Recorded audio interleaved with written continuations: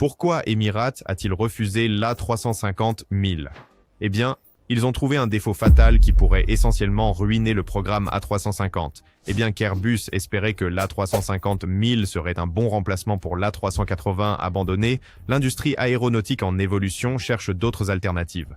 Pendant la pandémie mondiale, la plupart des salons aéronautiques à travers le monde ont été annulés. Cependant, cela signifiait seulement que lorsque les interdictions de voyager seraient levées, les compagnies aériennes sortiraient en force, prêtes pour de nouvelles commandes. Et c'est exactement ce qui s'est passé.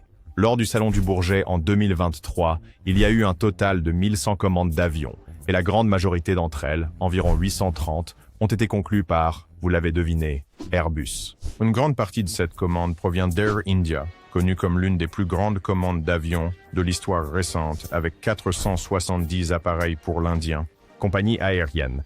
Et bien qu'ils aient commandé un mélange d'avions Airbus et Boeing, Indigo ne voulait rien avoir à faire avec Airbus, et ils ont passé commande de 500 avions. C'est là que la majorité de ces 830 commandes d'avions sont venues. De droite, nous ne vous disons pas cela parce que nous voulons parler de la demande croissante de voyages aériens en Inde. Nous vous le disons pour faire une comparaison entre le salon du Bourget et le salon de l'aviation de Dubaï. Vous voyez, bien qu'Airbus ait été le gagnant incontesté en termes de commandes au salon du Bourget de 2023, les choses ont rapidement changé en novembre de la même année, lorsque Airbus s'est rendu au salon de l'aviation de Dubaï. Dès le premier jour, Boeing a commencé à verrouiller des commandes à tout va. D'accord. Le premier concernait des commandes plus petites pour des appareils 787 de compagnies aériennes comme Royal Jordanian Airlines et Royal Air Maroc. Il y avait aussi des commandes pour le Boeing 737 de Sun Express. Plus tard, lors du salon aéronautique, Emirates de Dubaï et Fly Dubai ont choqué toute l'industrie de l'aviation avec leurs commandes.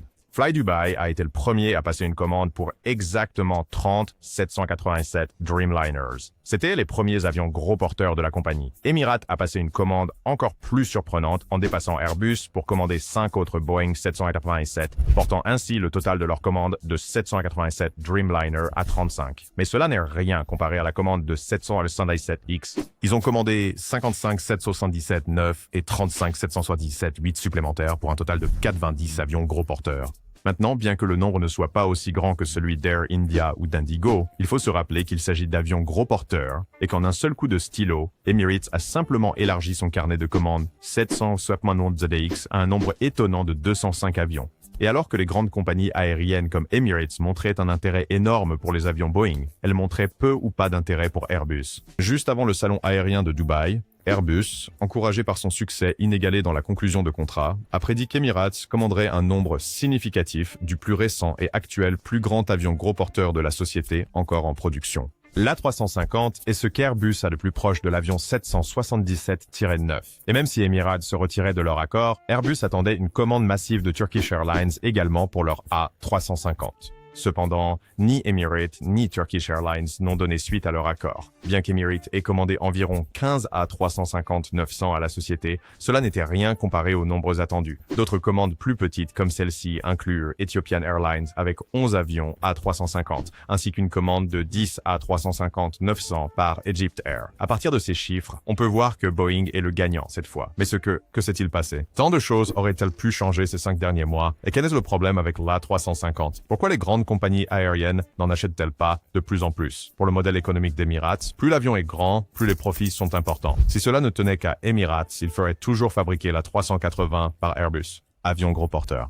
Cela s'explique par le fait que, contrairement à d'autres avions point à point, Dubaï fonctionne comme un aéroport hub unique. Et pour que les avions arrivent et repartent sans arrêt, ils ont besoin d'amener autant de passagers que possible. Ce qui est étrange, c'est qu'Emirates est l'une des rares compagnies aériennes au monde capables de garder ses A380 pleins et en vol toute l'année. Et ce n'est pas seulement le A380. Emirates exploite exactement 123 Boeing 777-300ER et comme ceux-ci sont un peu plus anciens, Emirates prévoit de les remplacer dans les prochaines depuis 2010. Pour aider les compagnies aériennes à passer de Boeing à Airbus, le constructeur français a conçu l'A350-1000. Airbus a pris un grand pari là-dessus car il croyait qu'Emirates achèterait leur A350-1000. Cependant, les carnets de commandes racontent une autre histoire. Emirates a immédiatement opté pour le 760X pour le remplacement. Mais pourquoi cela est-il arrivé? Le plus gros problème avec l'A350 est ses moteurs. Non, nous ne disons pas qu'il y a quelque chose de mal avec les moteurs. Au contraire, les moteurs sont puissants, économes en carburant et neufs, mais ils sont différents. Vous voyez, quand Airbus a introduit le nouveau modèle A350 000, ils ont également lancé le plus petit A350-900 et ces deux avions sont la principale raison pour laquelle Airbus a un problème avec leur A350.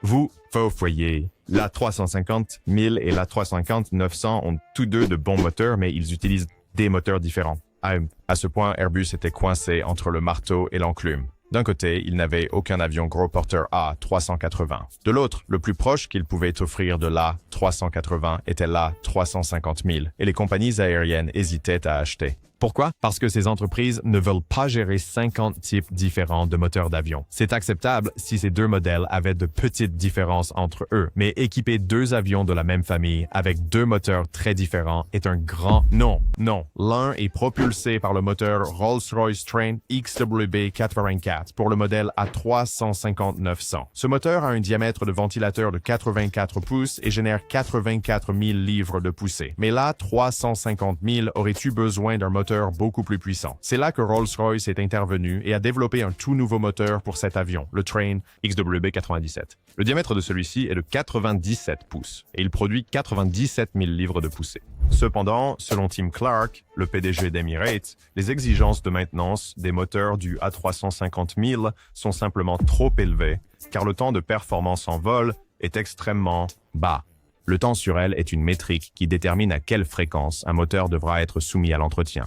Un entretien simple est effectué rapidement, mais un entretien plus lourd nécessite que les moteurs soient retirés du service. Et comme nous le savons déjà, lorsqu'un avion est au sol, il vide les caisses de l'entreprise. Rolls-Royce a immédiatement réagi à la déclaration de Tim Clark, en affirmant que leurs moteurs fonctionnent exceptionnellement bien. La raison pour laquelle ils ne fonctionneraient pas pour Emirates est à cause du climat chaud et poussiéreux. Cependant, cela n'a pas suffi à convaincre la compagnie aérienne d'acheter le nouvel avion d'Airbus. Et à moins qu'Airbus ne change les moteurs de l'A350, de moins en moins de compagnies aériennes achèteront ces avions. Cela dit, il y a un problème encore plus grand en jeu ici. Un changement encore plus important se produit actuellement sur le marché de l'aviation. Vous voyez, au début des années 2000, chaque grande compagnie aérienne essayait de construire les plus grands aéroports hubs dans le monde. C'est-à-dire qu'ils utiliseraient de grands avions comme le 747 et la 380 pour amener autant de passagers que possible à leur aéroport, puis envoyer ces passagers vers leur destination souhaitée. Dans le Golfe, Emirates était le leader. Il y avait très peu de concurrents à Dubaï, avec Etihad et Qatar comme les seules compagnies aériennes capables de défier leur suprématie. Dans l'Ouest, il y a des compagnies aériennes comme Lufthansa, Air France, Singapore Airlines, Qantas, GIL, ENA et même Korean Air faisaient la même chose. À savoir, ils voulaient attirer des passagers internationaux sur leur continent avant de les envoyer visiter un autre, mais à partir de leur aéroport. C'est pourquoi les grands jets étaient parfaits pour cette stratégie. Il suffit de remplir les avions à double pont de passagers, autant qu'ils peuvent en transporter, de les livrer à l'aéroport hub et, de là, de leur offrir des destinations internationales au choix. En termes simples, c'était comme les expédier en vrac, les livrer en vrac, mais pour les gens. Et bien que cette méthode économique se soit avérée très réussie, il y avait encore des passagers qui voulaient des voyages de point à point. Cela signifiait qu'il y avait un segment de passagers prêts à s'asseoir sur des vols long courriers et à payer un supplément simplement pour éviter les escales à 1, 2 ou même 3 villes. Mais les gros avions jumbo ne pouvaient plus satisfaire cette demande nouvelle et croissante. Pour les meilleures expériences point à point, en termes de rentabilité et de logistique, ainsi que de confort pour les passagers, les compagnies aériennes devaient utiliser des avions de taille moyenne avec une grande efficacité énergétique et un très long portée. C'est là que le Boeing 787 et l'Airbus 350 entrent en jeu. En utilisant ces avions, les passagers pouvaient voyager de Tokyo, Singapour, Sydney ou Auckland sans escale vers New York ou Londres.